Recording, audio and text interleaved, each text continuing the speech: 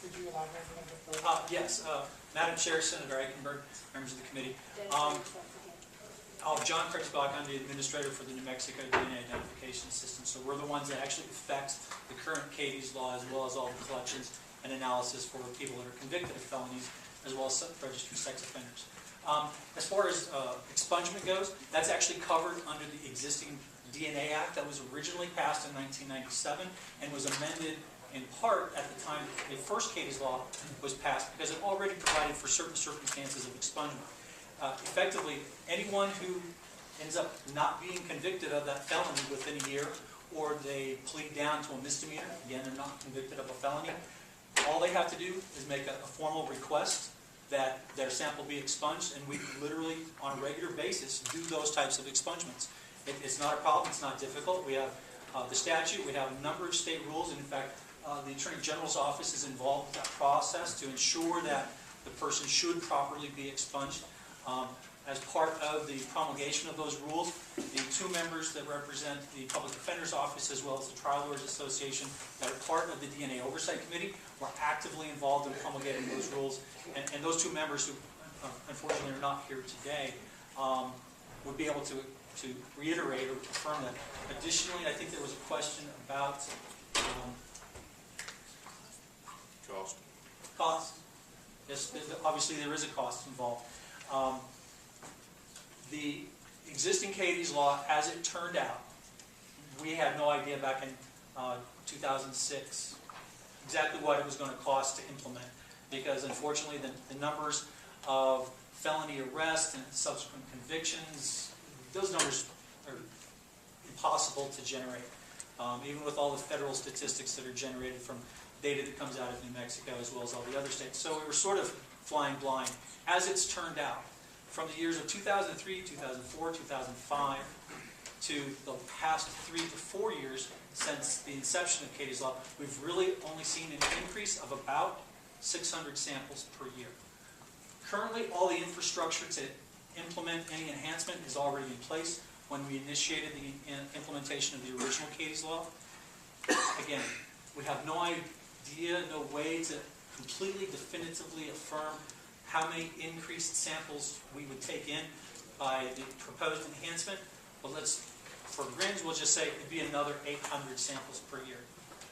With our newly designed DNA kit, which costs less than the current kit, it will also cost less than postage, and with our current contracted rate for analysis, to add another 800 samples per year would be about $26,000 per year. That's at today's known cost. Thank you, Madam Chair. That's all I have. Thank you, Senator Eichenberg. Senator Nava. Thank you, Madam Chair. I would like to yield to my freshman colleague for a motion. Senator Wood. Thank you, Madam President. I would move for the pass. Second. Okay, seconded by Senator Nava. And discussion on the motion, Senator Gray. Madam Chair, thank you, Governor, for being here, and Senators for bringing this in. Attorney General, it's great to see you guys all working on this together. The cost question I had, which was I think answered, I just had a question about, and maybe this is for Attorney General King, about sort of due process issues.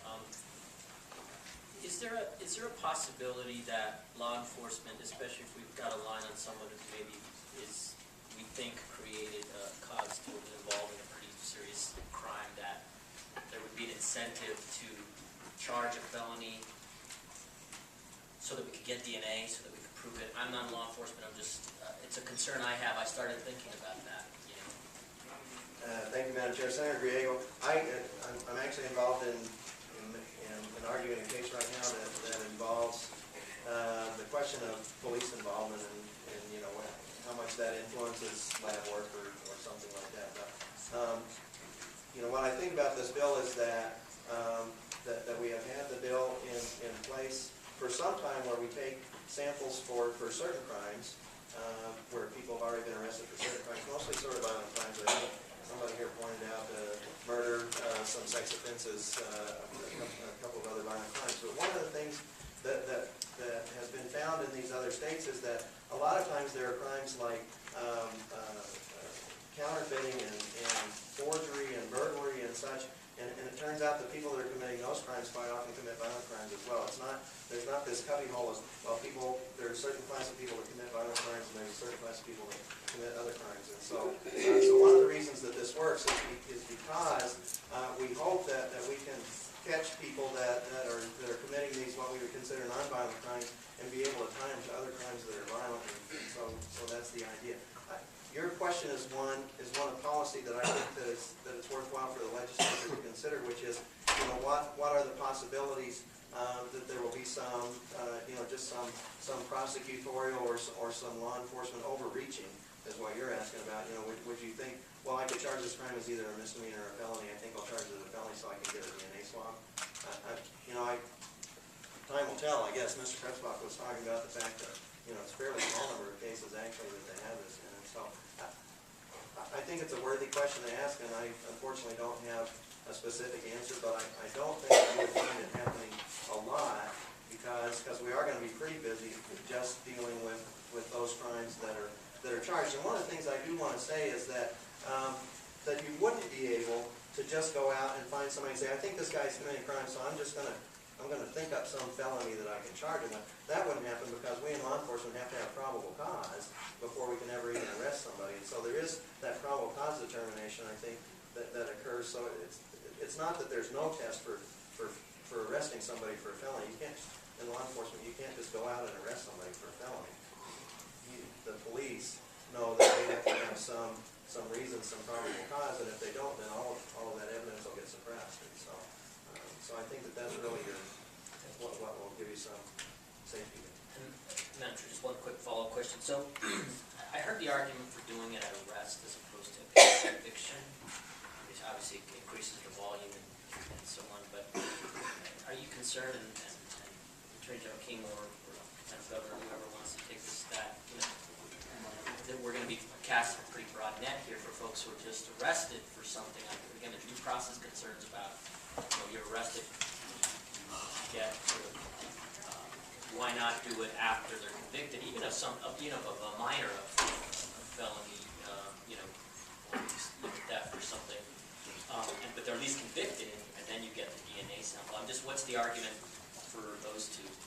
Madam Chair, Senator Griego, and I'll yield to the Governor here too in a second. My recommendation to the Governor and to Senator Asbill was that we actually adopt a law that would be like the one in Colorado, which would include also taking samples from people that were convicted of misdemeanors, but they thought that was too broad. So yeah, I think that you all will sort of decide where to draw the line, but I actually think that probably the class of people that are arrested for felonies is actually smaller than the class of people that are convicted of misdemeanors. And so, from the Attorney General's perspective, I would have thrown a wider net in there. Senator, let me yield to Jan. In asking why we wanted upon arrest instead of conviction, I want to give you an example that actually is the reason I became so passionate. There's a man in California, his name is Chester Dwayne Turner, who was arrested 21 times over a period of 15 years without ever being convicted of anything that allowed his DNA to be taken. At the end of that 15 years, he was convicted of rape. His DNA was taken, and his DNA was found on 12 raped and murdered women. The first woman was raped and murdered 2 months after his first felony arrest. So had his DNA been taken on his first felony arrest, 11 of those women might possibly still be alive. So that's why we're so passionate about taking it upon arrest instead of waiting for conviction. I'd like to just address one other issue as well. And the lab that tests the DNA for the purpose that Katie's law covers is a different lab than what is being tested, and therefore would not backlog other testing of evidence that is collected at a crime scene. That evidence is tested at a different location, and so it wouldn't backlog that lab. It wouldn't affect that lab. And that lab and those items that are being tested in a specific criminal case are not impacted in that lab. And so one will not delay the other. Thank you. Thank you. Thank you. And I just had one question, which is, we really do have an FIR that seems to be totally meaningless. It has no price on it, has nothing. And so we have to go by testimony that we heard today, that there was